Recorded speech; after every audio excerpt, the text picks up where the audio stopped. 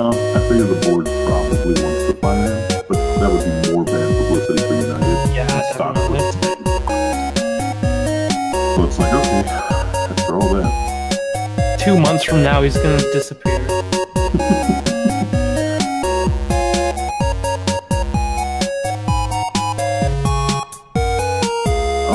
You're alive right now.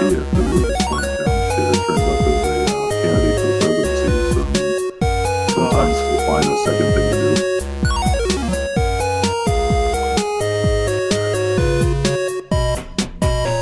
Oh, we got the link. Oh, The live link on YouTube.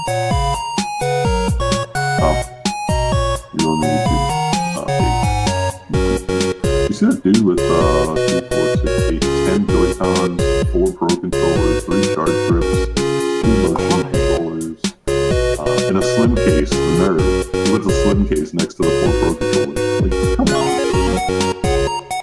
Like, I can understand it down the line if you buy a bunch of Joy-Cons like that are different colors and you start collecting them or something, but Well, after the P yellow went dropped, or whatever, 12, and then we're gonna come after that. that P yellow, I just can't get behind it. Neon P. Asparagus edition, no.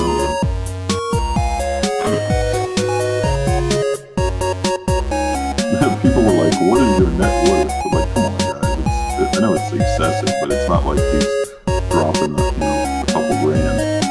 It's about $800-900 in just the Switch here. So.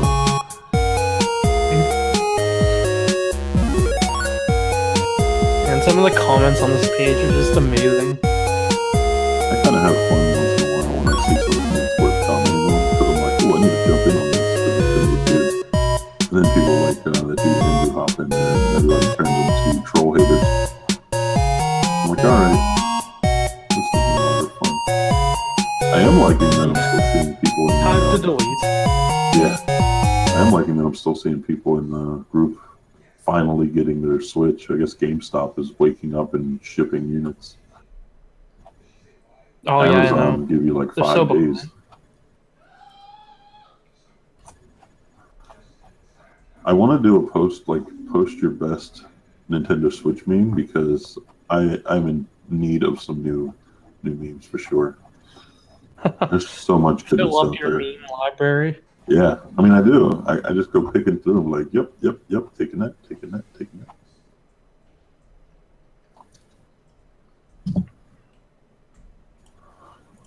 Is my mic good volume? Yeah, you're Yes, pretty good. Tarzan. Yes. My mic, good volume. I'm just trying to get used to that guy we were looking at to be a mod. Oh, what was his name again? Christian. Yeah. I have a weird memory. Most irrelevant shit ever never crosses my mind. The most important How do I stuff, be moderator?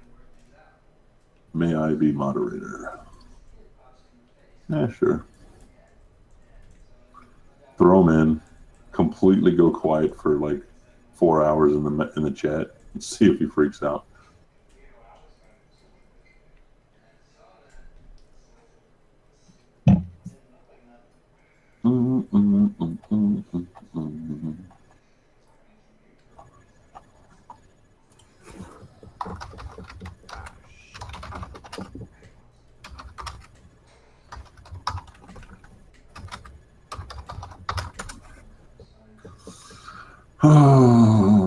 I make sure that I do all my stretching before Way of the Hado mode comes out, so I can throw my Hadoukens. Oh God. We're just not gonna see you for 2 months once that comes out. You're gonna be like, so I'm gonna need to replace Carlos. What happened? We used to have this mod named Carlos. Don't know where he went though. Yeah, he's gone.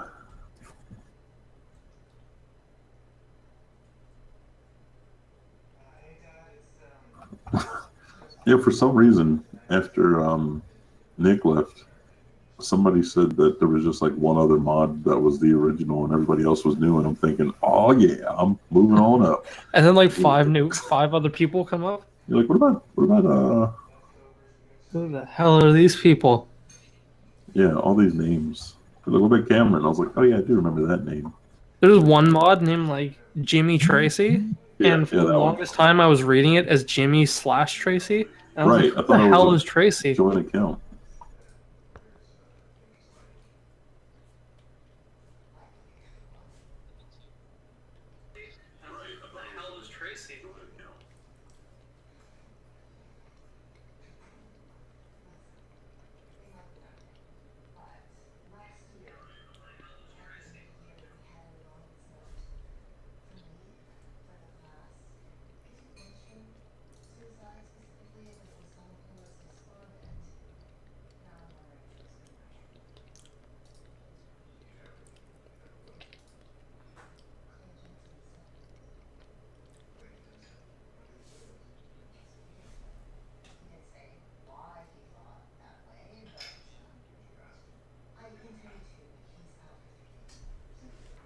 Okay, we are live.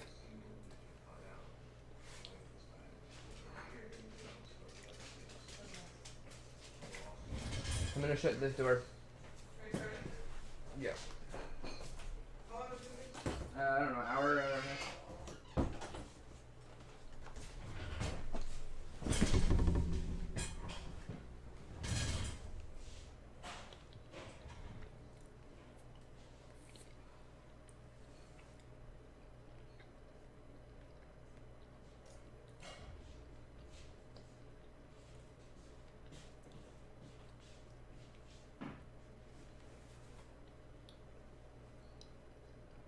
I can hear you.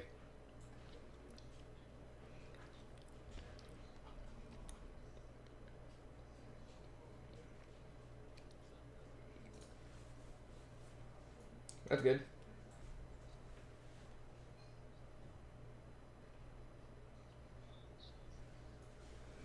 I'm a little faint. Is that better?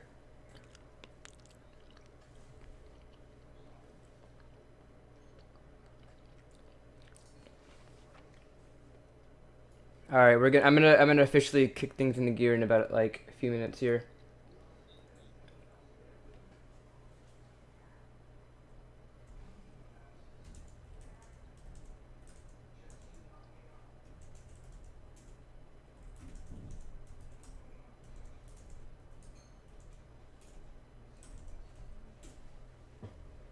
Oh no, I was just letting you know that I was about to start it in.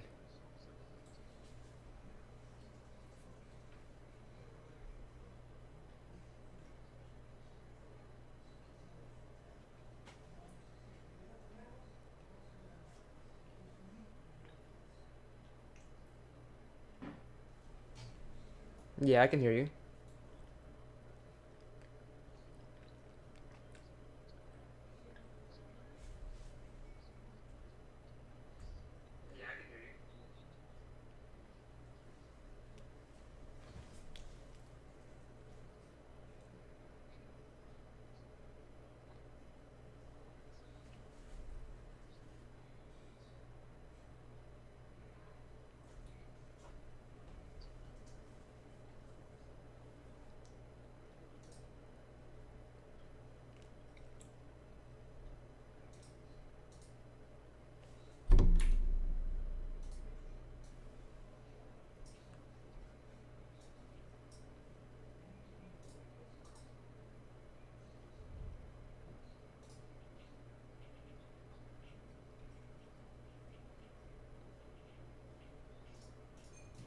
Haunt your dreams. It making me think of the commercial for that game back in the '90s, Crossfire. You'll get caught up in the.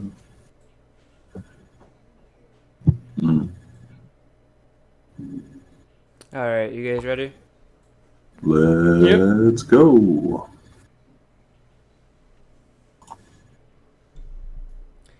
Hey, what's going on, everybody? Welcome to Switch Pitch. This is our first edition, and basically we have a few special co-hosts with us for the first time. I'll let them to introduce themselves. Go ahead, guys. And hello, I'm Carlos. And I'm Riley. Awesome. So, basically, we're going to talk about what the future means for Nintendo leading into E3. So, a few of the games that we're going to show today is just we're going to run through the video games that we've seen at the Nintendo Direct about last week. So, the first one, Mario Kart 8 Deluxe. How about you guys? You guys picking this up? loving this Absolutely. game. Got that on pre-order since day one. Yeah. The day I bought the Switch, I pre-ordered this game. I think it was the first game I pre-ordered, honestly. Did you guys play this on the Wii U? Oh, yeah. Religiously. What characters did you guys play?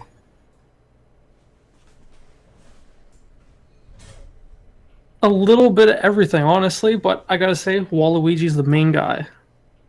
I'm okay with Waluigi, but I gotta leave it up to Koopa Troopa. He's been my favorite since N64. That's awesome. I mean, I'm pretty excited too. I know, Carlos, you were telling me about the wheel kind of being delayed. I think you told me it was like 3 weeks delayed with the wheel. Yeah, so it's kind of weird because when you look on the on Amazon, it shows that it's Prime eligible, but it's not going to launch until after, or at least not going to deliver until a couple weeks after the game releases, which is in 8 days. Hell yeah! It's pretty weird that they actually delayed it that long. I remember I went to the press event and they actually they had the Joy-Con and strapped into the wheel. It felt like the same like the Wii wheel. There's two like triggers that are on the back instead of one, and it's a little bit smaller than the white version of the Wii version of it. Looks like it's currently unavailable, so even if you wanted to get one, you can't. So it's going to be another amiibo. Check your local scalper for wheels. Yeah, basically. Seems like most Nintendo products are like that at this point. But fear not, China's got your back. There are so many off-brand wheels. No stress. Yeah, I've seen a few different like third-party people actually going on there selling wheels for a lot cheaper. Like I think it was like $8 or something like that for a third-party wheel. I think I'm up to 16 wheels I'm counting on here. They're around 10 to 15 bucks, but all pretty much the same idea. Round plastic with a slot for your Joy-Con. So if you're into that thing, there are wheels available. Yeah, it's a pretty simple design. So, for Mario Kart, what is your most anticipated feature coming? I'm gonna say the battle mode for sure. We tried it a little bit at the press conference thing. It definitely brought some nostalgia back. With I think it's like 5 balloons now instead of 3 balloons. Which there's like 5 new battle modes, I think. Yeah, I'm really excited about the balloon one. Obviously, that was like the one I played a lot in the N64. How about you guys? Yeah, definitely. I gotta say, Renegade Roundup is it looks amazing. It's like Cops and Robbers, but with Mario Kart. It looks like it's gonna be really fun and competitive online. I had to check that name, yeah. It's the coin collecting. Yeah. Right? No, actually, it's half of you are normal racers and the other half are racers, but you have piranha plants on the front of you, and they have to chase you and catch everyone before the time limit runs out. I wonder how many people know about that, because I had no idea. I was so stressed about balloon popping and coin collecting, so good mention on that. So yeah, Mario Kart 8 comes out, I think, next Friday, right? So they said that they're gonna have more characters, more cards, more tracks. You have all the DLCs. I believe the DLCs from the Wii U version, all the DLCs, even the Mercedes-Benz one, is gonna come over to the Mario Kart 8 Deluxe, which is pretty cool. Yeah, definitely. Honestly, Mario Kart is one of my favorite racing games ever released. Racing games in general have a big flaw. It's called the Kingmaker effect, and it's the reason I can't get into racing games. It's about halfway through the match, you know who's going to win. There's a huge divide between you and the person in front, and kind of loses its charm. You don't really feel like playing anymore because there's no way you're going to win. And Mario Kart, like, since the N64 version has remedied that with all the... I think you cut out a little bit. Sorry about that. All these abilities just really let you like crawl back from last place. It doesn't matter what part of the game you're in. Yeah, I love it. So the next game that they showed was Ultra Street Fighter 2: The Final Challengers. Yes. I know Carlos really wants to talk about this. So amped about Ultra Street Fighter 2, The Final Challengers. I'm not sure if The Final Challengers is Capcom's trolling way of saying this is the last time we're going to bring Street Fighter 2 out. I personally don't believe them, but hey, let's go with the title, The Final Challengers. You get 2 new characters, Evil Ryu, not so new to the franchise, but new to Street Fighter 2, and also Violent Ken. So those of y'all who don't know who that is, they're basically possessed with the Dark Hado, which is kind of like the balance between good and evil. So they've been overtaken by the Dark Hado, which Akuma is consumed by. And Akuma is our not a new character, but he's back in Street Fighter 2 Ultra. So there's a lot of new things added since the HD remix was released on Xbox Live. So the most notable one everyone keeps talking about is the Way of the Hado, your first-person opportunity to throw Hadoukens and Shoryukens. What do you guys think about that? Does that look like it's a good addition to the game, or you think it's more a cheesy way to draw attention? I actually like it. I like the fact that they're bringing more of a light to this game. You know, it's a retro game. It's from, you know, the early 90s or whatever. And they're adding all these new features. I believe they're going to have online mode with it. And then you have, of course, the new Evil Ken and Violent Ken and Evil Ryu and Dark Hadoku. I like it. I like the fact that they're adding more content to the game. And also you said that it was the Xbox Live HD version of it. Right. Which is pretty cool. I think that a lot of people are going to be really excited for this game. There's not very much coming out in May. And I think this is going to be one of the big hitters. Yeah, definitely. May is pretty sparse for game releases, so being one of the first is going to be a big game for May. Have a lot of sales. Yeah, because as of right now, we don't have any fighters other than in the eShop. So this being the big release for Nintendo Switch, it's going to be huge. The fighting game community is looking for something. Right now, they're kind of consumed with Street Fighter V, so this gives them an opportunity to bring that whole genre of people over to the Switch that haven't gotten a chance to check it out. But the most notable things about this, the new additions, being able to play 2 local multiplayer against CPU, being able to do a color edit mode. There's also online lobby, same like we had on the Xbox Live, but this one's supposedly a little bit better of a lobby. Hopefully we get some voice chat for that, but I'm looking forward to it. I can't wait. A month and 6 days. Let's bring it. Get that counter going. Absolutely. So the next game is Minecraft, the Nintendo Switch edition. Now I know this is, Minecraft's been done like 800,000 times, but this is pretty big for Nintendo Switch. It brings the Nintendo Pack to the Nintendo Switch, which I believe it has like the Mario characters. Like Mario skins, I believe. Hopefully they can add more content to this game. I'm pretty excited for it. I believe that they said that it's 3 times or 3.5 times bigger than the Wii U version. 31% more map. 31% more map. So that's something to be hyped about. I mean, I believe people are creating like big castles and definitely. Yeah, I mean, I'm pretty excited about that they're going to bring this back to the Switch. And Minecraft, it has to be on every platform.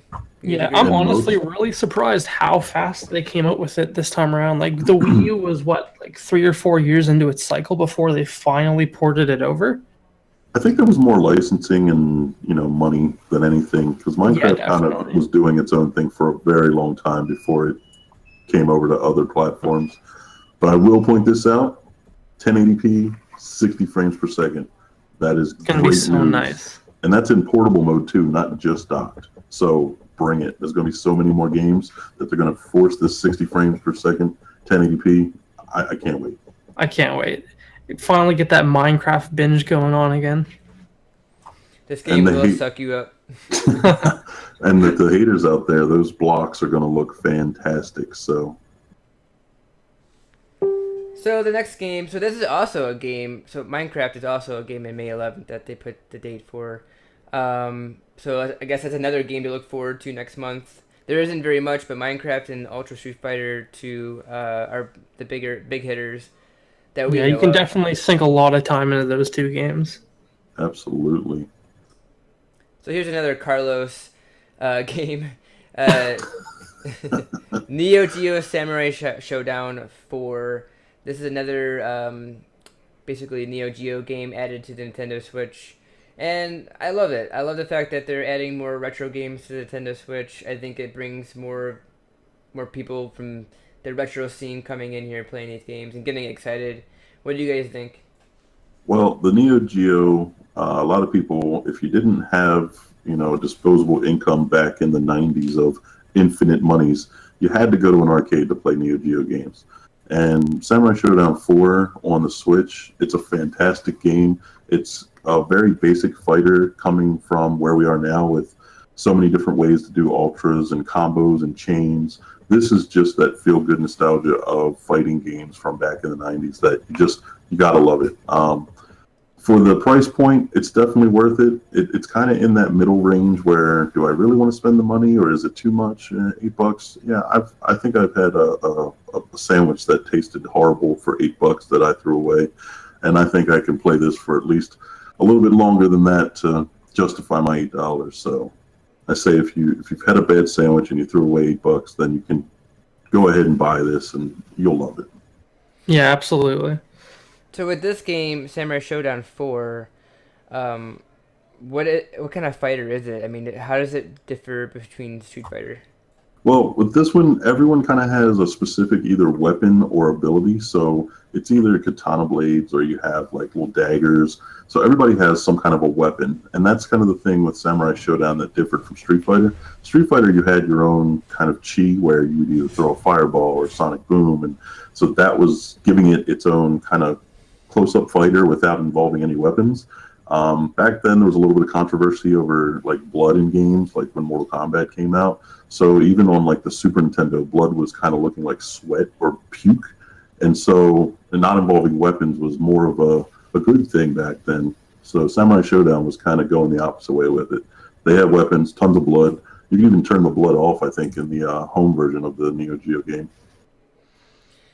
So yeah, this game just came out, right? It actually came out last week. Yep, last week. It was a surprise to me. I didn't realize it was even going to be on the eShop. After I saw the first Neo Geo games, I kind of hoped it, so I think maybe I willed it to be on the eShop. So maybe I'm partially responsible. I don't know. Yeah, absolutely. But I'm glad it's here. What is it? SNK? They're definitely sucking the money out of their old. Oh yeah, I think they sat down with Nintendo and they said, "Look, here's everything we have. Can we just drop one a week, and we'll do this until we run out of games?" They have a lot of games, but Neo Geo was a really expensive system when it first came out. It was like $1,000. I think it was like $600 to $1,000. It was really expensive for the 90s.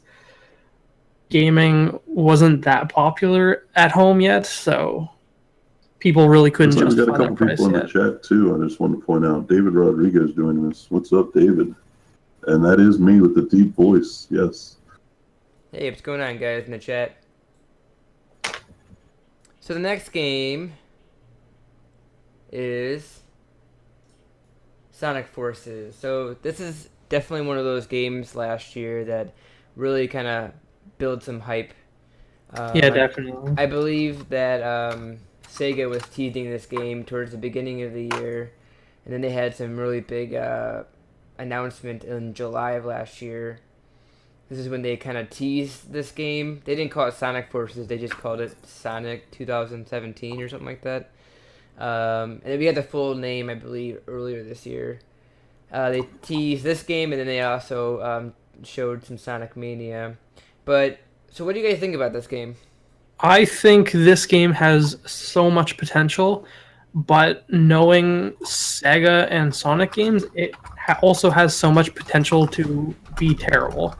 And I really hope it's the first one because I love Sonic when it's at its best, but Sega really likes to flip flop and not really know how to do Sonic games. It's really strange, but they don't 25 years and they don't know how to do Sonic games yet, and it's really I don't know what they're doing. I think the formula was side-scrolling equals cash, and everything was side-scroll goodness until when we got Nintendo 64, PlayStation, and from there, Sonic was like, "Well, we go fast left or right. How do we go fast in other directions?" And it turned into a little bit of a mess. Yeah, they hit the 3D market and they started to incorporate 3D models and voice acting. Yep. Voice acting just, voice acting took Sonic in such a weird direction. Like the voice acting in Sonic is one of like the worst I've seen in a video game. If honestly, they would have brought in the voice actors from the TV show, it would have been profit. Because I you know love who the the voice voice of actors. Sonic was? Steve Urkel, Jaleel White. Really, I didn't even know that. Yeah, that was Steve Urkel. Jaleel White was Sonic, and that was the only reason I watched it because that was the only reason I watched it. I think. yeah, definitely. But as far as the games, this I don't know what to think of it. It looks like 3D goodness. It looks like he's going fast, but is he going too fast to where you're not really soaking in any of the content of the game? It's just smash things as you fly by them. So I saw That's a my little bit of problem. Sonic Generations in there, and the new trailer they showed the Nintendo Direct. They had the older version of Sonic running it next to the newer version of Sonic. yeah, he's like 3 inches taller. So I'm really excited to see that change. What about you guys? I did Was love there really a Sonic difference? Generations. I love Sonic Generations. I thought that was definitely one of a big treat of. I think it was the 20th anniversary or something like that when they released that game. Yeah, that sounds about right. When they mix up their different games, and it just so much nostalgia, and I think that's one of the things that Sonic lives off of is that nostalgia factor of 25 years. Just they're feeding their fan base off of it. I kind of wonder if they went the Mario way with Sonic, like Sonic Tennis and Sonic Soccer and Sonic everything. Would we still have a Sega Genesis, or Sonic is now just kind of like the forgotten sidekick that just pops up every decade to throw out a game? Yeah, I feel like Sega is kind of running ideas to do with him. I mean, their TV show is actually not that bad. The Sonic Boom TV show. So I feel like they succeed there, where their video games kind of are flip floppy, like Riley said. Yeah, I think, like you said, it's just in the 2D era they really shined and they were at the top of their game, and they hit the 3D market and they just took a big dip and they didn't really know how to handle it. And it's a shame because back in the day they made really good quality games. Well, kind of a strange segue. The trailer, if you noticed the gray shadow figure, third playable character, right now it's rumored that Bubsy is the third character, and really with no confirmation or reason other than he looks like the shape of Bubsy. But Bubsy was actually the first platformer that went 3D before Sonic or Mario did. So it was kind of interesting to watch a video earlier. Bubsy actually had a 3D type game that really did well, and even for all the poor coverage that Bubsy got, and now he's forgotten, he actually was a potential front runner for like the Mario Sonic of that day. So it's a shame that Bubsy had to go wayside, but maybe we'll see him in the Sonic. Maybe they'll bring him back. Yeah. Yeah. They really do like to feed off that nostalgia, so I think if they did bring him back, he would definitely be a hit with fans. So segue back into another Sonic game. I am actually really excited for this one. It's Sonic Mania. What do you guys think, guys? Mania. Much more excited for this one. Like I said, Sonic, their 2D stuff is so much better in my opinion, and just reliving those old Sonic days is going to be so fun. I feel like if you go back to a specific Sonic game, you can remember like either how old you were or what grade you were in, and your favorite level or your favorite character. Because I can remember like around Christmas time when Sonic and Knuckles dropped, I was blown away that you could put a cartridge on top of another cartridge, but it wasn't a Game Genie. So to me, Sonic. Every time I got a new Sonic game, it felt like the same game over again, but it was way more fun to play. So they did the right formula and they reused it and it worked. So I'm excited to see Sonic Mania. One thing wanted to point out is are they using the original first level again, the green field, or I forget the name of it, but they use it again in the trailer. I was like, wait, what? Isn't that the first level of like every Sonic ever? Well, I guess we're gonna find out when that drops. Which I think I got an email that release date was confirmed. I'm gonna have to go back and look at that. Yeah, I think it's coming in this summer, either the summer or September. I can't remember. It says just summer 2017. Yep. September 22nd, according to GameStop. So who knows? Usually the placeholder is December. I think that's like the end of summer or something. Yeah, that's probably a placeholder or something. After Sonic Mania, we have, I believe it's Fate Extella, the Umbrella Star. Now, I don't really know very much of this game. How about you guys? At first glance, I watched the trailer for it, and it looked like a generic Japanese hack and slash Dynasty Warriors. I wasn't that impressed, but watching some more content of it, I actually started to get into it, honestly. Like, the art style is very unique. It's very colorful, whereas most games in this genre are very, like, drab, and if you play Dynasty Warrior, they're not very colorful. And this game definitely takes a detour from that, and it's really refreshing.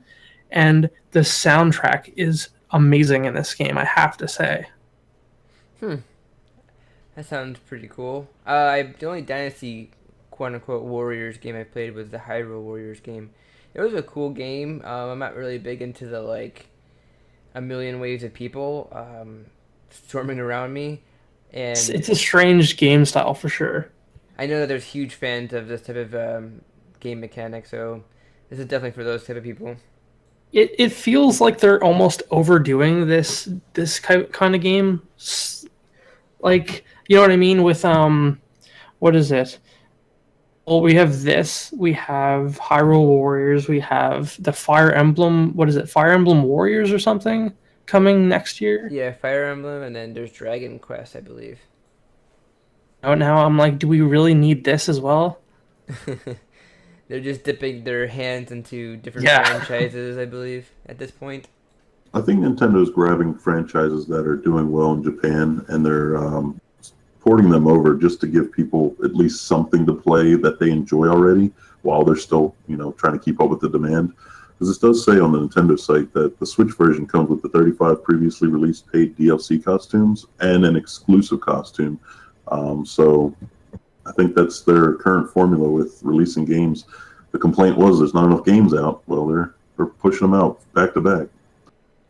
Yeah, absolutely. Segue on that. I mean, if you look at most of the games on this Nintendo Direct, most of them are coming out in the summertime. I mean, it felt like they were just going through games over and over and over again with the Nintendo Direct, and I was surprised. I was expecting, only a few different games, and they were going to talk about ARMS and Splatoon, and that was going to be it. So I'm very surprised in what Nintendo's actually trying to bring. And I believe that the last Nintendo Direct that we had was the Fire Emblem Nintendo Direct, which didn't show too much, but that was 2 months ago. So we got, in 2 months we have the E3. So I mean, this is kind of like a segue into E3 or before E3. If this Nintendo Direct is any indication, E3 is going to be super strong for sure. And that's what kind of gives everybody that confidence that this console is going to do well. I mean, it's selling out like crazy. It's breaking records in Japan and all over the world. The most moved console since the polls were even created about moving consoles. The games are starting to flow. So E3 is next, and if anything, based on how many games we saw with the Nintendo Direct, E3 should be nothing short of the same spectacular, rapid fire of all the games that are coming out, and maybe even some more accessories. Oh yeah, I totally agree with that. So the next game after this they showed was Disgaea 5 Complete. Now this is also a game that's coming out on May 23rd. Yes. Now Disgaea 5, I believe what they showed was a limited and a collector's edition of this game. I'm pretty excited actually because I love the art style of this game, and Yeah, I have to agree. It is a fantastic art style. It's very like almost retro it has RPG. yeah, very chibi retro RPG. You get a little cute penguin on the right there. And I've never played a game actually, so it'd be really exciting to kind of get into it. And this is perfect. I mean, it's Disgaea 5 on the go. Yeah, Absolutely. absolutely. I looked into it. I've never played it either, and I have to say it looks like a more advanced Fire Emblem. Like they really didn't tone down the UI or anything. There's a lot of content there, and it looks like there's a lot of stuff to learn, and it looks like a really challenging game. One of the biggest things about Disgaea is that they really load you guys with content. I believe it's like hundreds of hours of gameplay with their series. So if you do pick up Disgaea 5, the money is definitely be worth it. And for Yeah, because those I that think it's do play Disgaea and they follow the franchise, this complete version gives you 7 additional side stories, and I think it says 7 additional characters. So there's still new content that they're adding to the game, and people seem to be hyped about it. So that's great. Yeah, so the next game that they showed was Puyo Puyo Tetris. Hashtag PP Tets. Make it happen. PP PP Tets. That's right. I'm gonna put that in the chat too. They have a demo. They have a demo out right now on the US eShop. I believe this game is already out in Japan.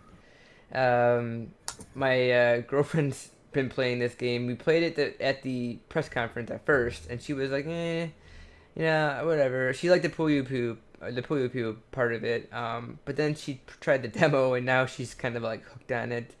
What do you guys? What do you guys think?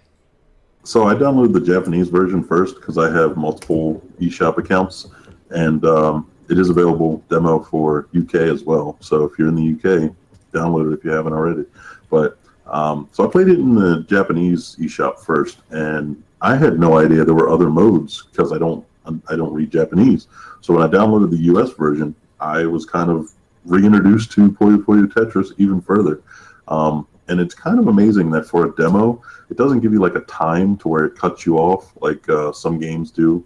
So it gives you a full, complete game that you can actually play, minus like the endless mode. But I'm hooked. I'm ready.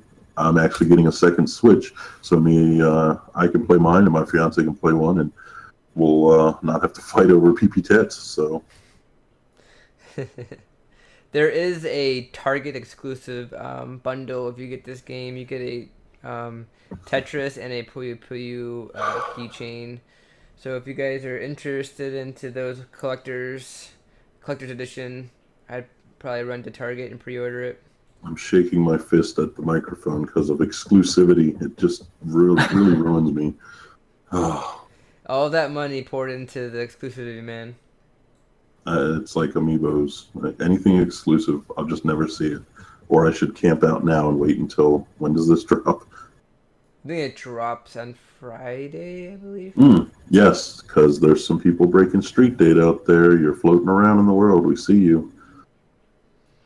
One game came out this week. What game was that came out this week?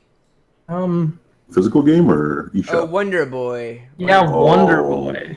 How David Fantastic actually put that game. in the chat. So thank you, David. Wonder Boy. I don't think we have a graphic for it, but I think we're unanimous. We love it. Yeah, it looks amazing. I was watching some people play it on YouTube, and it's cool. You can switch between the retro version of it to the new art style. I think that's pretty cool. What do you guys think? Am I the only one that constantly slides between the retro and the current during the game, like through the entire game? I'm constantly comparing like the landscapes and the animations of the movement and like ducking and oh, it's so fantastic. Whoever cool. decided that, you are brilliant. So shout out Bella, she's in the chat. What up? They've done that mechanic a few times, I believe, in different games. With some point-and-click games, they did it. Halo, they did it as well with the whole like older graphics. It's cool that you can Works really well. Yeah, it's cool that it's like instant. It's just like one click of a button and you can instantly see the differences.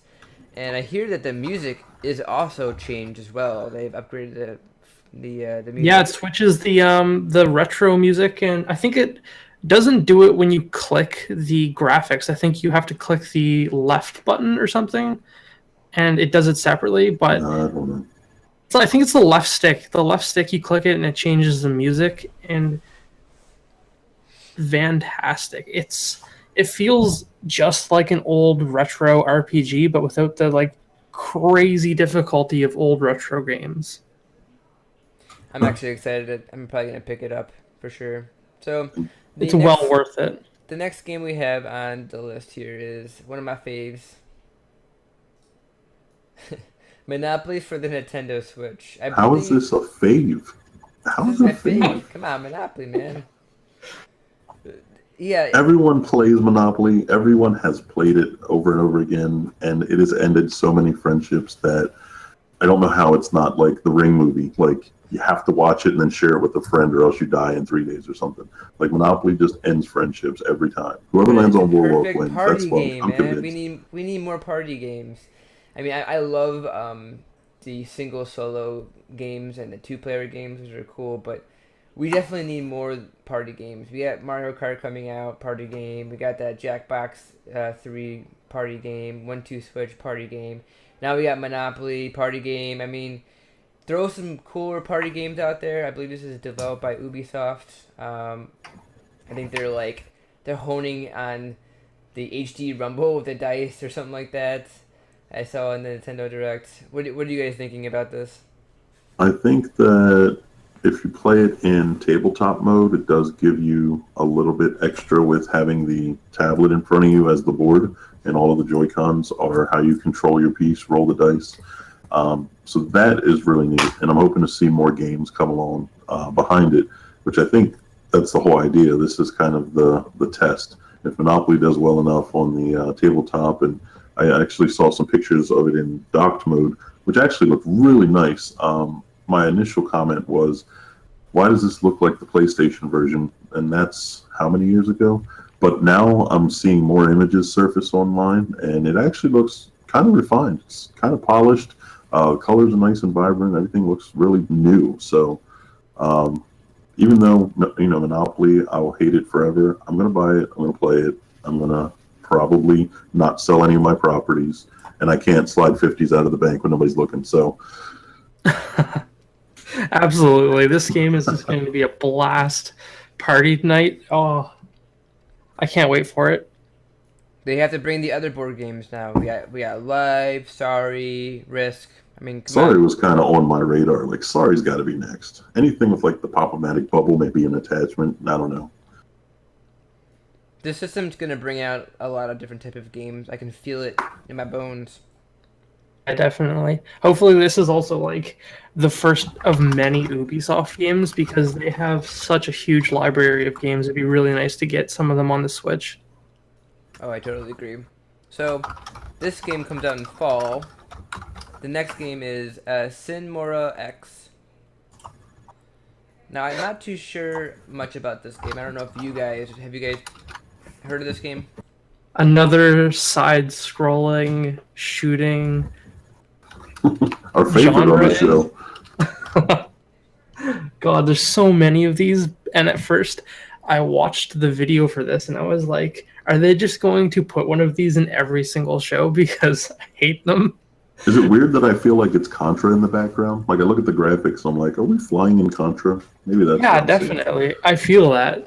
But honestly, after watching some video gameplay of this, it feels like it kind of like brings its own gameplay style to this, which is really refreshing because most of these are just so generic. It has a unique healing factor where basically when you take damage, it cuts time off the clock, and when you reach 0, you die. And when you shoot an enemy, you get time back. Cool factor. Fantastic. Maybe one of us will have to buy this and share it in the group, and maybe somebody will already share it, and then it'll get us and kind of attached to it, like Isaac. People didn't know what to think about Isaac until they joined the cult. You joined the Isaac cult?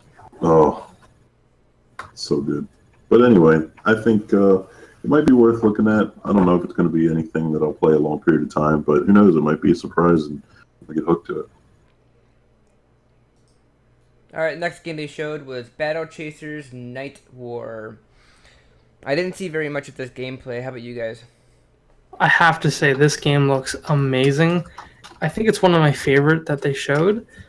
It's just like, it's got this really charming Diablo meets Final Fantasy look to it, but the cutscenes are done with hand-drawn animation, and like, you never see that in video games. I think the only other video game I've seen that in is Battleborn, which died very quickly. But it just looks so much fun. It's such a nice mix of different games. I think it's going to do really well. It looks great. I love this artwork, actually. It gives me this, like, Overwatch with that, like, giant robot up on top. Definitely. Maybe not my genre, but I do like the art. And from what I've seen so far, I don't see this being anything that we won't hear a lot about in the group. So if you buy it, tell us about it. We want to hear it. Yeah, and a little side thing is I think we're gonna do a little bit of like first impressions videos coming up. So if we do buy a game and we try it out, we want to share it with you guys and see what you guys think of it. I know that I would hold my money very dearly, and if someone basically talked about a game and their first impressions and they liked it and they talked a little bit why they liked it, it'd probably gear me more to buying the game. What do you guys think? Yeah, absolutely. Full agreement there. All right, the next game is a big one, actually. I think is Payday 2. This is the first like big third party game that I feel like they've shown since the press conference. There's a lot of Payday 2 fans out there, and it just surprised me that they actually showed this. What do you guys think? Yeah, and it came out of nowhere, really. Yeah, I was watching, and when this dropped, my mouth kind of dropped because so many people are out there saying Switch doesn't have the third-party support, even if they're still talking about third-party support's there. Payday 2 just was like, all right, everybody go ahead and shut up because here it is. And it's a game that people want. 9 out of 10 on Steam, 8 out of 10 on IGN, and it's fun. It's a game that people will enjoy playing on the Switch. And again, take it on the go. Yeah, and it has so much content. I've never heard of this game before. I looked it up on Steam. It has so much content, so many DLC packs. It's going to be a blast on the Switch. I'm not sure if the DLC is included, but it would be interesting to know that we at least have DLC coming up soon because it's already out on other platforms, or it's already included and we're looking forward to brand new content. And I believe this is a first-person shooter. Am I correct? Yeah, it's very similar Yes. to like Grand Theft Auto in that it's like bank robbing and stuff like that, but in first person. I'm actually curious to give it a try. I feel like the more third-party people start bringing games like this over, it gives me more intrigue because I can play it anywhere I want, and I feel like a lot of third-party developers should start thinking about that. It makes me kind of guess a little bit more how we're going to start talking about the future, of Nintendo Switch gearing to E3, what these third-party people are going to start bringing. They're going to show their games. Like Ubisoft's going to have their own press conference, and EA is going to have their own press conference. And I'm not too sure what developer this is, but it just makes me wonder if some of these third-party people are going to say, "Oh, now on Switch," right? You see that logo of now on Switch, and that's going to bring some light, on the third-party people. It's actually developed by Overkill Software, but published by 505 Games. So it's kind of surprising that this came out in 2013 and it still has all the same hype because of the content and just moving it to the Switch. So I'm personally excited. I'm ready. Awesome. So the next game is Namco Museum, and it comes out in 2017 summer. I feel like Namco's tied with Street Fighter in the re-releases because Namco Museum has been on every platform since, correct me if I'm wrong, like PlayStation 1. Is there anything on, I don't think it was on N64, was it? Oh no, I feel like they put Pac-Man in some sort of range in like every system. But Namco Museum has been on every platform. It's on DS. I think I even have it on my phone. But the problem with that is nothing. It has all the classic arcade games that everybody wants to play. I mean, there's still the sit-down tabletop games that people want to play, and they'll spend like $1,000 for just to have Pac-Man in their house. Makes sense. Absolutely. And a bit of a detour here that I posted in the group yesterday. They actually made a patent for Pac-Man Maker. Oh Cool. yeah, I saw that actually. It's interesting that they would make Pac-Man Maker. Maybe they'd use eventually like the old original style to the 3D world, the Pac-Man 3D world. Yeah, that'd be so cool, so fresh. Like we haven't had like a really cool, innovative Pac-Man in a while, so I think something like that would just sell like hotcakes. Well, Pac-Man currently has so many different ways to play it, whether it's on the original arcade, the Xbox Live version. There are Miss Pac-Man, you've got the Pac World, Pac everything. So I think with the Pac Maker, which is I'm going to call it, I know I'm going to change every game's name if I really, really like it. So PP Test Pac Maker. Pac Maker, it's going to be kind of like Mario Maker. You can switch between different versions, Super Mario World, regular Mario, give you the graphic change right there in front of you. I mean, I feel like that's going to happen with Pac-Man Maker. So you should have patented Pac Maker because that's going to fly off people's tongues very easily. But we'll take Pac-Man Maker, and I'm buying it. So as soon as Amazon gets their stuff and gear, I'm buying it. Yeah, take my money. Yeah, I keep throwing my money at the screen like every other day with this Switch, and it just won't absorb, so I gotta wait. Gotta retype in my credit card info. I hate that. Why do they do that? I feel like they should. I think it's on I know, purpose. they really need a save option. I mean, Apple gets all the crap about, people being able to buy 100 different DLCs just by putting their, thumb on the home button. And you got all these kids spending thousands of dollars on in-game content. So maybe putting my credit card in 3 times makes me think as an adult, do I really need another game? It's always yes, but So, a segue into something that I didn't have any image for, but standalone Switch dock. So it is what, $89.99, comes with a HDMI cord and a power adapter. It was $59.99, didn't come with a power adapter or an HDMI cord. So now they're bundling it in and they're re-releasing it again for everybody. I think this is cool, but it also is pretty expensive. it actually made my decision easier to buy a second Switch because originally we thought, let's go ahead and get a second dock. We'll leave it in the travel case. We'll go ahead and just throw the Switch in the case when we need it. And then we'll go ahead and take it with us whenever we're at a family function or whatnot. And after seeing $90, I'm just going to get another Switch when it's available. I mean, it's great that it's Nintendo branded HDMI and power cords. That's awesome for the Nintendo fans that love everything Nintendo branded and love the seal of quality on every Nintendo product. But $90 for a dock is just not in my future right now. Yeah. Honestly, I bought one myself, but I bought it direct off the Nintendo website. And I have to say, I don't regret the decision because here in Canada, the Switch is $400 instead of $300. So it kind of makes it a little bit more justifiable to buy a dock over another Switch. Oh, that makes a lot of sense. Are there scalpers in Canada? Because if it's $400 retail, what are the scalpers charging up there? I actually bought mine from a scalper, but he was really nice, and he gave me the Switch, Zelda, and the soundtrack for $565, which is like $5 over retail price. So even in Canada, the scalpers are nice. I think I'm moving. Yes. I'm packing up. They're You like have to. arguing over they can't take less than 500 here. I'm like, yes, you can. You surely can. I'll hand you the money. You give me the Switch. Nah.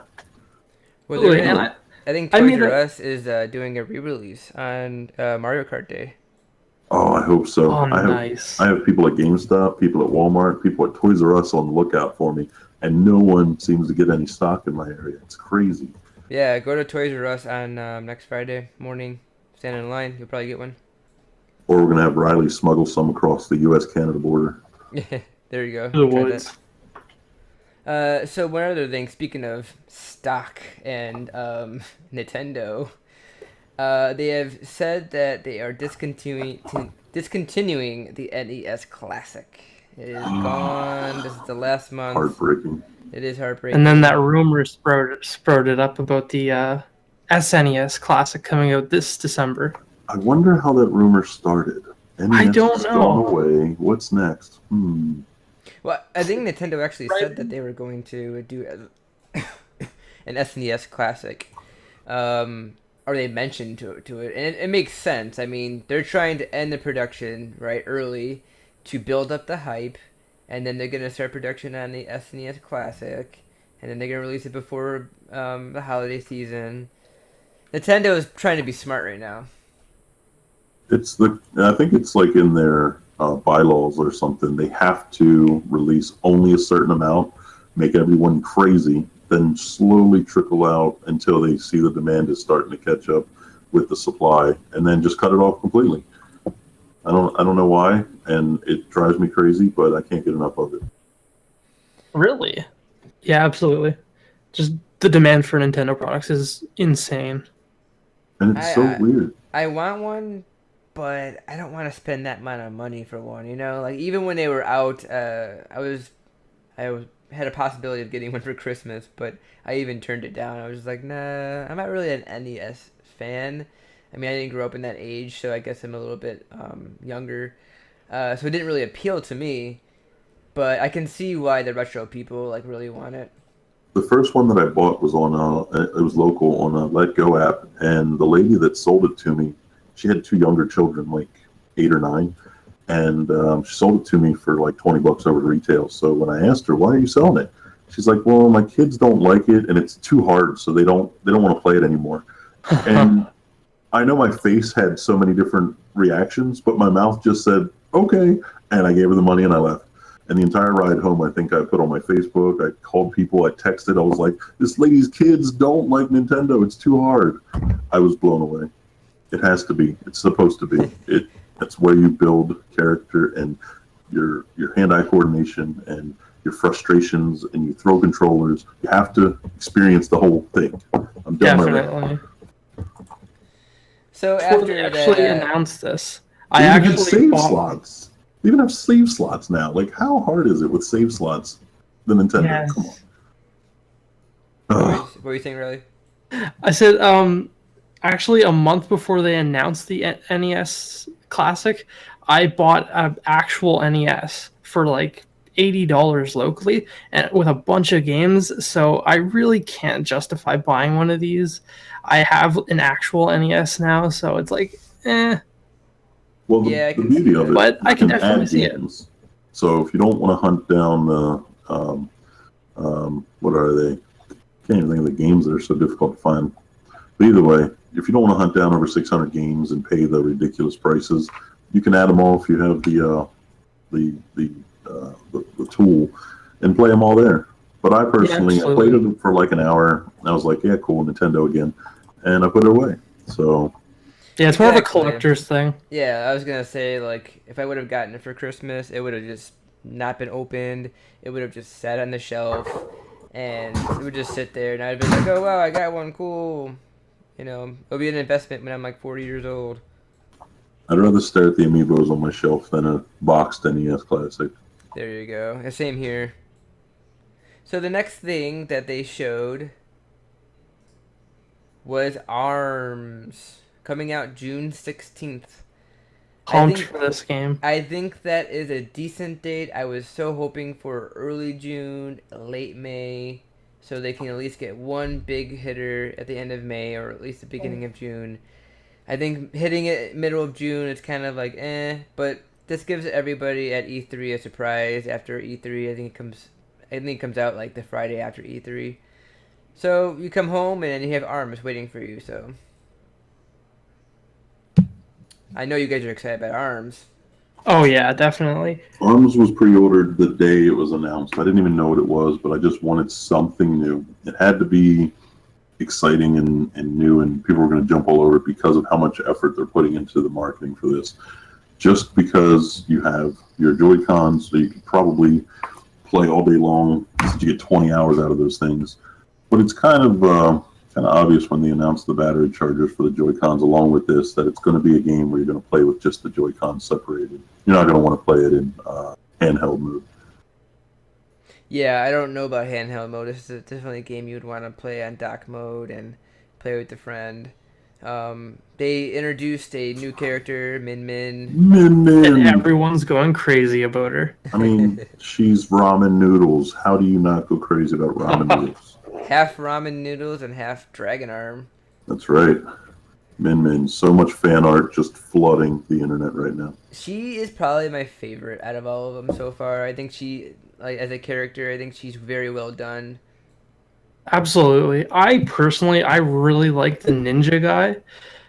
I don't know what it is. I really like fast characters, and he just has such an appeal to him. But Min Min's a close second. Yeah, I think his name is Ninjaro or something like that. He's pretty cool looking. What else did they introduce? They had the Biff, the commentator. Yeah, he got some airplay. I think he's pretty cool. He's definitely brought some entertainment to the Nintendo Direct. Hopefully they keep him in the game. I mean, I don't see why not. He looks like a very well done character. Or maybe he's the final boss. Or maybe he is the final boss with this like What a fist twist. head. I know, what With a his twist. arm head. Yeah, his head would be an arm. Oh, man.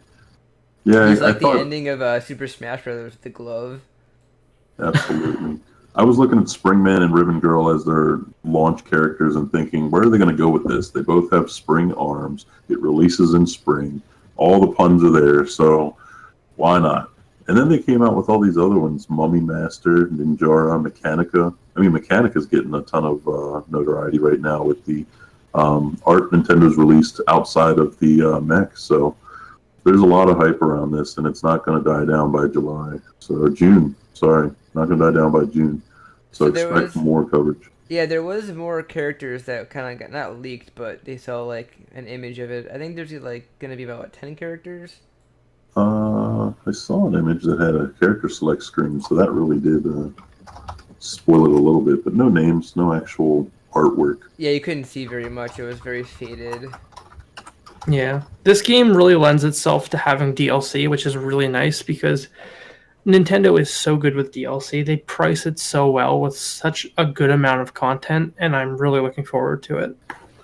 I just hope they don't try to cross-platform the characters just to appease people, like throwing Inklings in here. You know, I'd rather have all new characters, all new content. Give it time to really build itself before, you know, making it a entire Nintendo cast. You know? Yeah. Like, I don't mind if we have some Another ARMS characters in Smash. Mario Kart as DLC. Let's do it. You know, more characters the merrier. They introduced in this game a mode where it's kind of like a practice mode where you can like practice in there and earn abilities to unlock different gloves and different arms. I thought that was pretty cool. It looks like there's going to be some replayability of this game, and also they have new like electricity and like ground and different types of like elements, which I think is pretty cool as well. What are like some missiles, like a lock-on missile or something? Yeah, I think one of them was like a missile, the little robot guy. Yeah. Yeah, it looks like there's going to be a this game ton of it. is, I mean, it looks like kind of a like Capcom flavor game, So if this game has kind of like those elements of other fighting games, where as long as you learn that vital combo, you can reuse it over and over again, it's going to ruin the game. So I hope it's more of freestyle fighting. You can chain a couple of hits, but not these, bone crushing 99% health drain combos that really are going to just ruin it for people. I was looking at the picture of this, and look at the people in the audience. It looks like a bunch of Splatoon people inside the audience. They're all like the same. They have like the same like green mask on, Yeah. and some guys with blue T-shirts. You always get those games where you see the audience, and it's just like the same people. I think they try to play it off as they're wearing like The arms t-shirts and characters. stuff. Yeah, right. So you're representing your favorite character in the audience. So I think it's kind of neat. I like all of the art in this. I mean, there's a bunch of mummies in the background when Mummy Master's playing. I think it's going to be kind of funny to watch and play. So, Well, they showed with Biff with that humor, so there's gonna be a little bit of humor. oh yeah, So after arms, legs, of course. after legs, they showed Splatoon 2, which a lot of people are excited for. Did you guys play the global test fire of this game? Hell yes. The hype train, full speed ahead. Everyone and anyone who has a Switch knew about it, was on it, played it, heard about it, saw somebody post about it, and so many videos out there. I didn't even play Splatoon on the Wii U. I don't know why I missed out on it. I kind of didn't see the wow factor to it. I played probably 2 rounds of Splatoon 2 and I was hooked. When those hours passed by, it was the most disappointing moments of online play where you just had to wait another 8 hours to play. I'm so hyped. Yeah, I played the Splatoon 1 on Wii U. I got it when it came out, and man, I love this game. Like, love it. I stopped playing probably towards the end of the year because, you got a million different games coming out. And so I'm really excited that they have Splatoon 2 coming out this year. It looks like there's new costumes, there's new characters, there's new modes, there's new maps. They have the new Salmon Run that they introduced in the Nintendo Direct, which Horde looks like mode. yeah, like horde mode with different waves of chum enemies, and which looks amazing. yeah, they look pretty cool. They look pretty quirky, and they have like the little big baddies, like the silverfish. Yeah. I think that the artwork on here is just phenomenal, and it's probably like the one IP that Nintendo's had, uh, great Nintendo IP that Nintendo's had in a very long time. What do you guys think? One interesting thing I just want to point out, whenever I think it was Iwata when he was on stage, he would always say that as soon as they release their console, they're working on the next one. And I don't know if that lends to this because the Switch is just going full speed ahead with all their new IPs, their current IPs that they're still breathing a ton of life out of. But the Wii U, we didn't see this momentum out of. They didn't push the games. These are all Nintendo exclusives that we're hyped about. And Yeah. we're not seeing the same kind of momentum from the Wii U that we are from the Switch. So maybe this was the end game for what they were looking for in the Wii U, and they finally have it. And so now they're just pushing ahead everything that they've been dying to. Maybe they've been developing this for 8 years. I agree, honestly, because like when the Wii U first launched, I didn't buy it for the first year. My friend bought it on launch day, and he literally said the first 6 months, the only game out for it was Wind Waker. He didn't pick it up for a good 4 months at one point, and it didn't have any momentum behind it. It just kind of became a block in your room for the first year. There was no games for it, and it wasn't worth picking up. Yeah, I agree. I mean, the Wii U failed for sure, and Splatoon definitely gave the Wii U some fresh breaths, with along with Xenoblade Chronicles X and Super Mario 3D World, and to name a few different Mario Maker, of course. I mean, there's a few different games that Wii U had, Bayonetta 2 as well. I mean, there's a few games that Nintendo had or Wii U had that really were amazing, and I'm sad that the people weren't able to experience it. And I'm glad that they're refreshing it. They're adding sequels to Nintendo Switch, and they're porting over some of the games like Mario Kart and maybe Super Mario Maker and Super Smash Brothers Brawl or Super Smash Brothers 4. I mean, hopefully they keep porting over these games to get those people to buy them because that's just money in Nintendo's pocket for sure. Yeah, I agree. Like the Wii U didn't have any sales in comparison to the Switch, honestly, and there was a lot of gems in the end for the Wii U that no one really got to play. Like, what was it, Paper Mario that just came out? It was like Color Splash or something. That looks like Yeah. such a good game. I'd love to have that on the Switch, but I can't shell out $70 for a Wii U game at this point. Yeah, I can agree with that. Well, So one breaking news update: the Amazon Street date has finally changed to July 21st. So for Splatoon 2. Nice. That's a fantastic time. yeah, So so it's July 21st. I mean, that's only what a month difference from Arms. yep. So we get a month of arms, and then we get to relax our arms and go paint. It's going to be a busy summer, that's for sure. I'm glad No they one. came out with these games in the summertime. I mean, traditionally games don't really come out in the summertime. Usually they come out towards the end of the year, beginning of the year. So I'm glad that Nintendo's kind of saying, hey, we're doing Breaking things. the mold. Yeah, we're doing things differently right now. We're gonna come out with our system in March, and then we're gonna come out with a bunch of games in the summer. And you know Well, what? We're not done yet. We still got E3, and we still have a bunch of announcements, and we have Mario Odyssey. I mean, and Oh, Xenoblade man. Chronicles 2. I mean, there's just more and more coming to the system, and they just keep adding stuff. well, I We don't just think it's need a a Monster coincidence Hunter. that if you look at the commercial, the whole thing, they want to go outside and join their friends and play.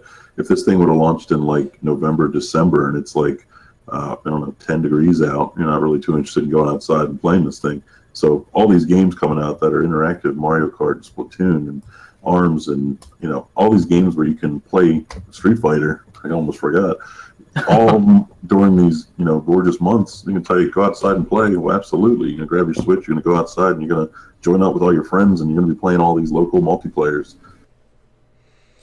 Yeah, I agree with that. So segue into our eShop segment of this. So basically, what we do is we go through the best of the eShop in the United States. And wait, let me do it. There we go. So basically, we run through the top 15 games that are in the eShop and let you guys know what's hot right now, what people are wanting on the digital end.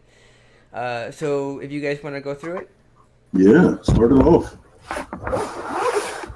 So we got number one is Snipper Clips.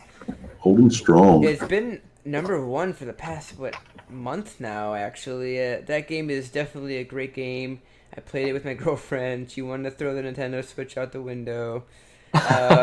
It's definitely a great game to play with a family member or significant other or boyfriend, girlfriend, wife, husband. Um, it's challenging, but it's also one of those challenging games where it's a good challenge. You use your head and you try to figure out the puzzles, and you kind of like use each other's head, and you keep going through the levels and stuff like that. What do you guys think about the game? Incredible game if you want to play one player, multiplayer, and from learning from my brother and my nephew, who's apparently beaten the game before I even had a chance to run through, 2 or 3 stages. There's even more multiplayer stages, so tons of time that you can put into this and still have more content.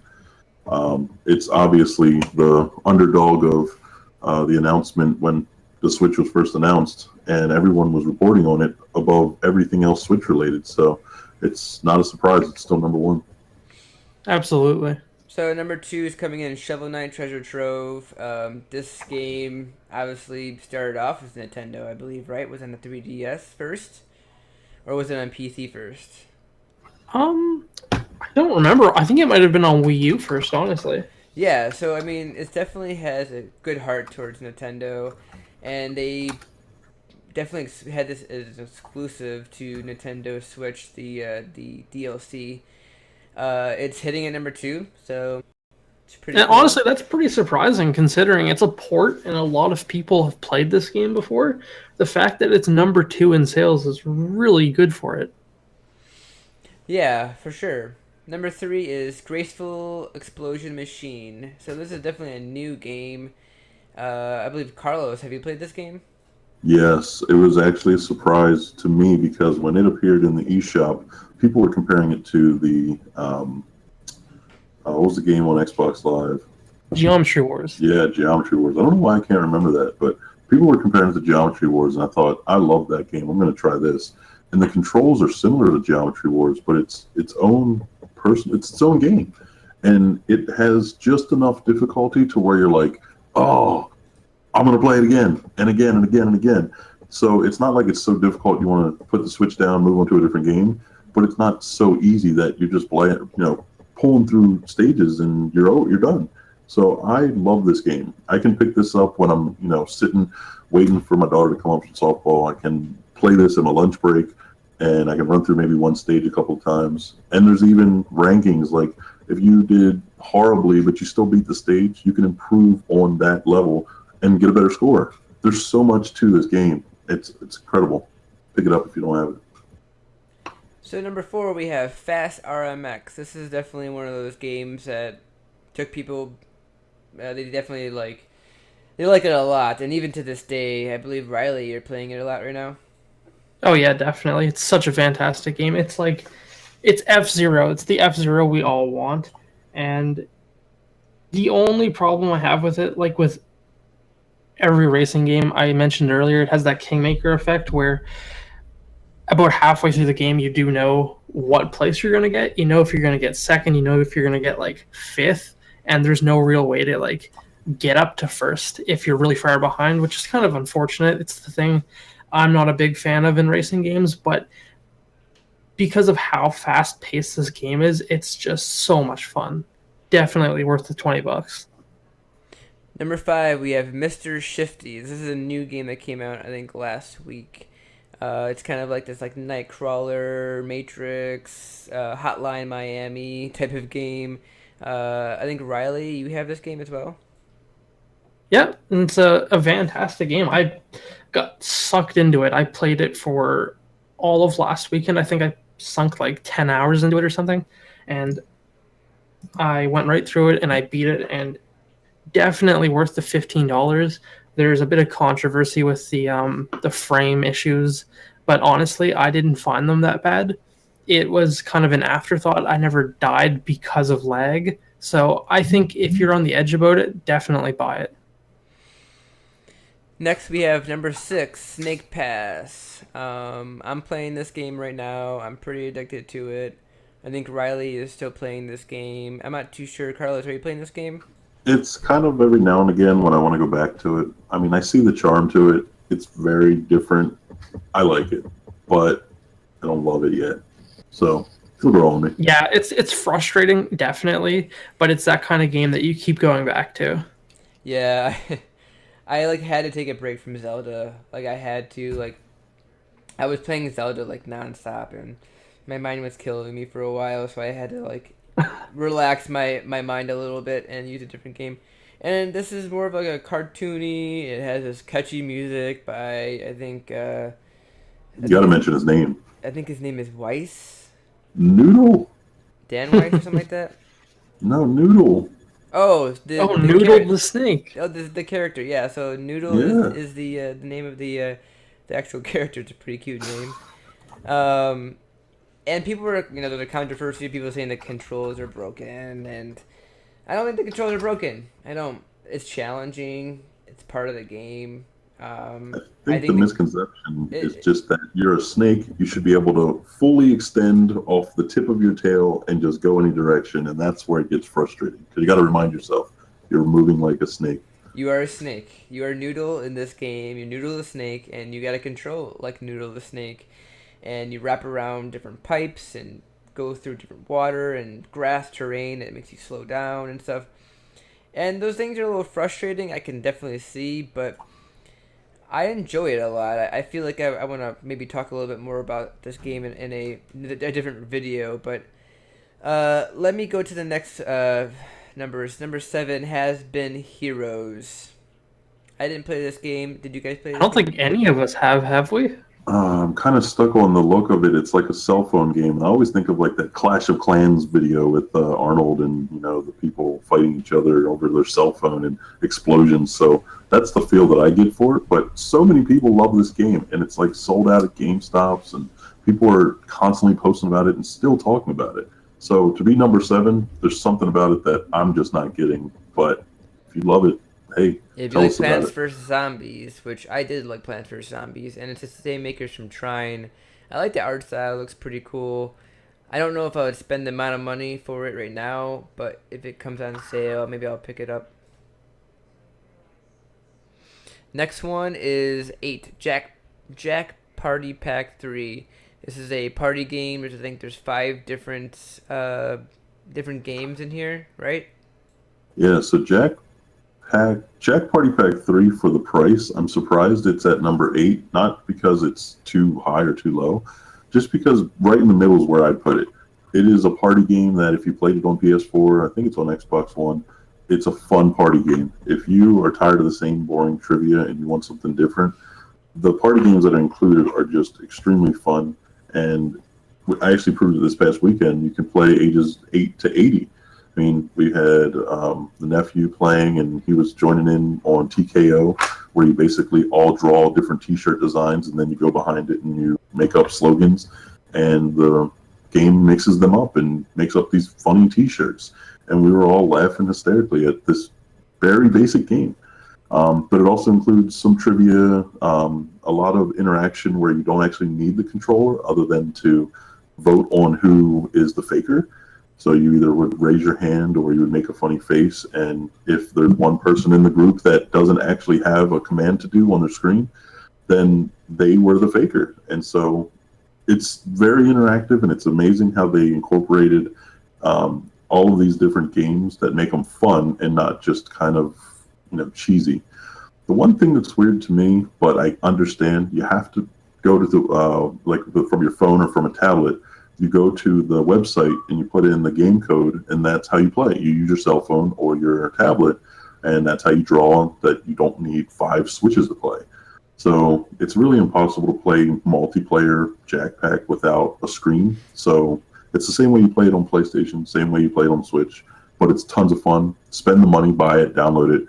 I guarantee you'll love it. I guarantee it. There's so many different things you can do, but if you don't have any friends, I guess you can't play with anybody. That's kind of the only caveat. So the next game is number 9, Lego City Undercover. This game is a newer game. It also came out a few weeks ago or a week ago. Probably one of my favorite Lego games. First game to introduce voice acting came out around the same time the Lego movie came out. It's kind of like this opposite of Grand Theft Auto, where you're the police hunting down the robbers and stuff. I'd recommend this game. Maybe not for $60. Wait until it comes down a little bit, but I definitely recommend picking up this game at some point. It's an amazing game. Definitely. And I have to say, for the fact that it's a physical launch and it's what is it, like 10 gigabytes, and it's like $69 or something like that. The fact that it's in 9th place on the eShop is really impressive. Well, Amazon has it sitting at $49 Prime, so if you want it, it's out there, $50. That's not bad. Number 10, Binding of Isaac Afterbirth Plus. So this game is definitely one of those games that you wouldn't have thought that it would come to the Nintendo Switch or even Nintendo Wii U or whatever when it was announced for Wii U. I love the fact that they're bringing games like this. It gives you an idea of how the indie games are. You can play this on the go. The first edition game comes with cool stickers and a nice art book, which is pretty cool. They just announced that there's going to be an amiibo, maybe. Oh, can't wait. Yeah, I mean, It's going to happen. It's going to happen. it's going to happen for sure. They already have a Shovel Knight amiibo. I mean, it might as well. And that's what Definitely they compared pre-order it it. to.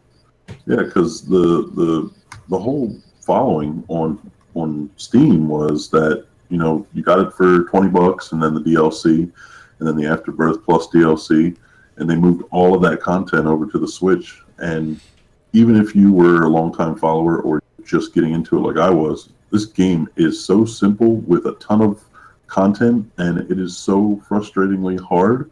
But because it's randomized every time you play it, it feels like a new game. So you don't get bored with it. You don't learn patterns. You just are hoping for a good run. You either get good weapons or you suffer. Or you fail miserably. It's so fun. I've never died so many times, and I think people brag about, hey, I went 35 negative in my streak before I won one, and I'm back at like 15 now.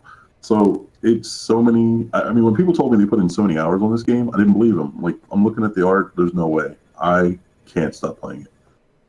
Yeah, I definitely agree with that. So number 11 is 1-2 Switch. How? How indeed. It is huge in Japan. I read an article that a lot of people in Japan are really liking this game. It's also an actually great tech demo, and it's a great party game.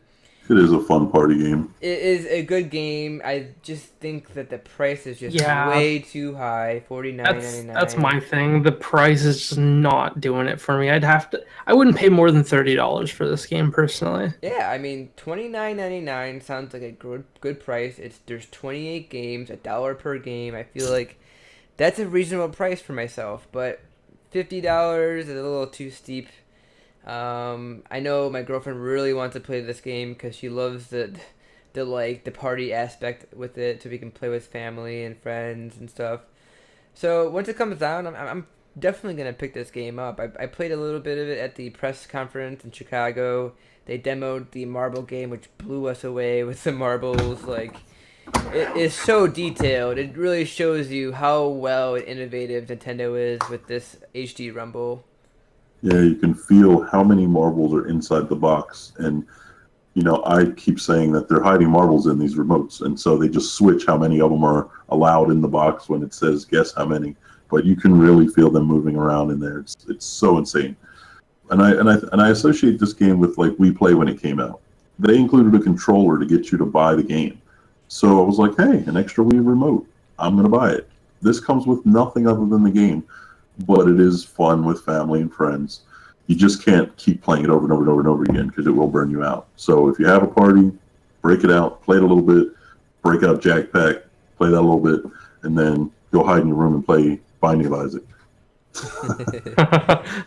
So coming in number 12, we have Legend of Zelda Breath of the Wild. Now this is something that surprises me, is that I think that most people probably bought this game physically, and yeah, definitely. And people are either they're done with the game and that's why it's dropping, or they just are waiting to buy it physically. You know, like, it's a big game, so downloading this. It's like 15 gigabytes or something. Like, yeah, it's crazy to me that people are downloading these huge games on the eShop when what's the system, like 32 gigabytes? Yeah, 28 or something like that. 28 usable, and I think maybe it's because SanDisk had a huge sale on SD cards. So, oh yeah, I know I have a 128 gig card that's only pictures right now. So, yeah, same here. So number 13 is another Neo Geo game, Metal Slug. It's probably one of the favorite Neo Geo games, as well. Nostalgia drives this one. Number 14 is Blaster Master Zero, another retro game. I think that's like redone or something like that. Yeah, I think it's the unappreciated. Thanks, Riley. It's the unappreciated game that really should get more notoriety, but it doesn't. So it's probably going to linger at the bottom of the list for the next couple of weeks. So. And then lastly, we have another Neo Geo game, Metal Slug 3. I'm interested to see what this list does next week. We should definitely compare the two when we're done and see what's moved up, moved down, joined us, or disappeared. Because Legend of Zelda, I mean, we're almost 2 months into the system, so I'm not surprised it's down that far, but I'm surprised it's still on the list being downloaded. So it's a good list, though. It's a really good list. Segue into some eShop / features that they didn't have at the Nintendo Direct. So they didn't show us anything about the online services. We were all anticipating that they were going to show us something with the online services because, you know, ARMS is a competitive game. It's going to use the online service, and so is Splatoon 2. So the fact that they had the Nintendo Direct. They didn't really give us any hint of anything with the online service or even a price or anything like that for the United States. It kind of disappointed, at least for me, it disappointed me because I know that during E3 they're going to talk about this, and I don't want them to talk about this. I want them to talk about video games. I don't want them to talk about online services. So what did you guys think about this topic? I'll let Riley go first. I have to agree, honestly. I think it's almost backwards where it feels like they used everything they have on the Nintendo Direct and the E3 is just going to be all about the online service. And it's kind of disappointing, but it's also really strange that they're releasing so many competitive games in the summer, but they're not launching the online service until the fall. I agree, but at the same time, I think that when the fall comes, they'll have done enough stress testing on their servers to keep games playable. They're going to add voice chat after. If one thing Nintendo does, it doesn't innovate bad. It does innovate new, but there's always something quality about something Nintendo innovates. So if they're going to bring out voice chat, I know it sounds so, remedial at this point because everything that's online is voice chat enabled. Even this chat is voice chat. We don't want Nintendo to throw it all out at once and then it fail because they will never be able to come back from it. So if they did the test fire for Splatoon and it was flawless for myself and many other people that I talked to, some countries they were in the group talking about slowness. They were unable to get into the game and a couple of disconnects. So based on your region, you had a different experience. And I think that test fire said a lot for where Nintendo already is with their online service. I think by the time fall hits, voice chat's not even going to be an issue. I'm pretty sure it's going to be there and it's going to be done right. Yeah, I have to agree. I really hope so. But I think for the time being, people will easily be able to use Discord on their phone or whatever, and it won't really impact their gameplay too negatively. Yeah, we started this hornet's nest up in the group, so it had to at least be mentioned about voice chat. And my response has been, just wait, it'll come. Yeah, exactly. Now, there was a little bit of a rumor or a picture leak or something where they had Splatoon and they had a picture of someone holding the voice chat thing with Splatoon 2. So maybe they'll talk a little bit more about it. But Splatoon 2 comes out, July 21st? So that's after E3. So yeah, maybe they'll actually introduce and release that application before Splatoon 2.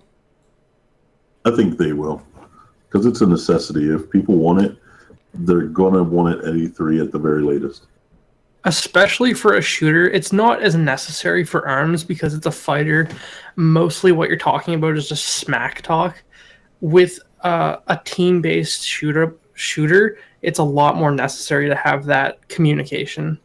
Well, one thing that I learned in Splatoon 2 that I'm sure is in the first one, I was using the D-pad to tell people, come this way, or, booyah, when it was celebrating a kill. Like, those things were essential to get people involved in what you're doing without voice chat. So at least Splatoon 2 has that at launch. So we'll be able to strategize at the very minimal, hey, come over here and back me up, or, let's keep doing what we're doing, and you'll be able to see that on the screen. Yeah, absolutely. Yeah, I agree. So the last thing is that controversy is everybody wants to keep talking about is there was no show of Virtual Console. So this is a big topic that they really wanted Nintendo to show Virtual Console. They showed a little bit of a snippet of it at the press release in January, and that was really about it. What if I were to blow your mind right now and say maybe there is no Virtual Console? Maybe there's not a Virtual Blasphemy. Console. Think about the eShop. It's a perfect place to just put games and rapid fire, and people are just satisfied with the eShop. I mean, we've got all these classic games from Neo Geo. We got some ports from other systems of other games, some fresh indie games. Why not just keep building up the eShop? You could, but I definitely want Luigi's Mansion, GameCube, and I want Super Mario Sunshine. Justin's just biting his tongue, waiting for me to stop talking about the eShop to throw it out there. All right, I agree with you. I want to see that logo telling me that this is a game that I love now on this new console. And they promised GameCube games to.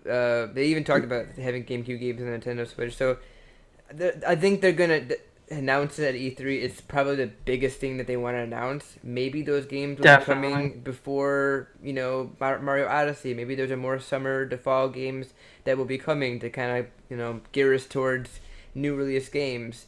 And I think that's their plan. They know that those games are gonna sell, so why not push them individually, August, September, October, and then throw some bigger games out there. It's gonna sell. You know, Come so on, Mario Sunshine. Oh, more Marios. so So let, Mario. this segues us back to E3, which is really the highlight of this whole entire video. What is the future from this Nintendo Direct leading us into E3? And we have a little less than 2 months until E3 actually hits. What do you guys think that they're going to show us at E3? They mentioned that they were going to have a lot to talk about at E3, but of course, in pure Nintendo fashion, they don't comment on any rumors. They don't confirm any rumors. And even if it's exactly what they're about to do tomorrow morning, they swear that unless it's a Nintendo announcement, don't believe it. And then they do it. So that's what's frustrating about Nintendo, because leaks you have to take with a grain of salt, because when something leaks, it's usually true. And E3, I haven't seen any leaks so far about what's going to happen or what's going to be announced. So I personally, I'm lost. We've already seen a ton of content at the Nintendo Direct. Maybe they're just going to have some new updated gameplay for a lot of the games that we saw. I have to agree, honestly. Like, it feels like they've pulled all of their cards at this point, like ARMS, Splatoon. The only other thing out there that we've really heard about is Mario Odyssey, but that's not coming until Christmas, probably. So it really feels like what's going to be next. We don't know. Hopefully, Metroid. And there's already like 5, 10, 15-minute reviews on the Mario Odyssey trailers. There's so much content that was showed in just the teaser trailer that people have full reviews of the game, picking apart the street signs and the whole world and the location of, how he travels between levels. And it's insane. So I just hope that E3 has a lot more fresh IPs. They have some more ports that we're looking for, the Virtual Console, because everyone wants it, and maybe some updates on some stability enhancements that they love to talk about. I agree with that. So I definitely think they'll give us a full trailer on Mario Odyssey and an actual release date at E3. I think that's a given. So they have to talk about 2018. So I think Metroid is going to be one of those big games that is not going to come out this year. It probably will come out next year at some point. Retro Studios has been working on this game for a very long time. They're probably getting done to be complete pretty soon here, maybe towards the end of this year. We don't know exactly what type of Metroid it's going to be. Metroid Prime? Is it going to be a Metroid Other M game? Like, who knows? Metroid Maker. Yeah, Metroid Maker. This whole time they're making Metroid Maker. No, I think that it's going to be a Metroid game. We're going to be really shocked about it. But Metroid doesn't sell units, right? So I think that they might talk about Pokemon Stars. That's definitely one of those games that I completely forgot about that one, honestly. Yeah, I mean, I think that's going to be one of those games that they are going to talk about. It might come out this year, it might come out next year, but who knows? That's going to sell units. Pokemon, Zelda, Mario. Yeah, I feel like that would definitely be a Christmas release date. Yep. I can see that for sure. We don't know very much about Animal Crossing Mobile. We haven't heard anything about that. Who knows? And the quirky Mii games. And then we have the Super Mario Maker coming to Nintendo Switch. Maybe that's gonna happen. And Pikmin 4. Pikmin 4 could definitely be announced. Yeah, Pikmin 4. We have Super Smash Bros. 4 being ported over to the Switch. We have a lot of ideas, and then Virtual Console, of course, and then the online services. Hopefully they don't go into talking about applications like Netflix or anything like that, because we don't really want to hear about it. Yeah, don't pull a Microsoft, please. Yeah, please learn from other developers and console makers. So there's a lot that I think that they're gonna show and talk about. Do you guys think that they're gonna have another Nintendo Direct before E3? I don't see it happening. I think E3 is going to be the build up from here till now. There's no reason to have another Nintendo Direct, honestly. If they did, it would be talking about the Animal Crossing mobile game because Right. they did say that they're going to be releasing that in quarter two. I mean, I think we're in quarter two right now. I think that would be the only thing. It might be a small direct, but you're right. I mean, I think that E3 is really where they're kind of putting all their advertisements, all their money, and all It's of been their. a couple months since their last Direct, right? So a couple months from now is E3. Yeah, I mean, I think this right here was a mid range. It's talking about the 3DS games that are coming out. It's talking about the Nintendo Switch games that are coming out, and we haven't even talked about amiibos. I mean. Oh God, the money pit. And then they announced And a whole now bunch they of have amiibos. variants. Amiibos is That was one the of those, worst thing they could have done. and they have the amiibos that are just piling our money into Nintendo's wallet. When you have an amiibo like something for Binding of Isaac, Shovel Knight, these games like when Kirby's Meta Knight was out, and you have all these great characters, then somebody cashes in and makes them exclusive for a specific store and just ruins it. And now you have GameStop exclusive Cloud. They have variants of each character. I don't want variants of amiibos. I would love to have variants if there's 100 of them, in every store for people to just buy. But you send 10 or 15 and they're sold out in a minute. I'm not interested anymore.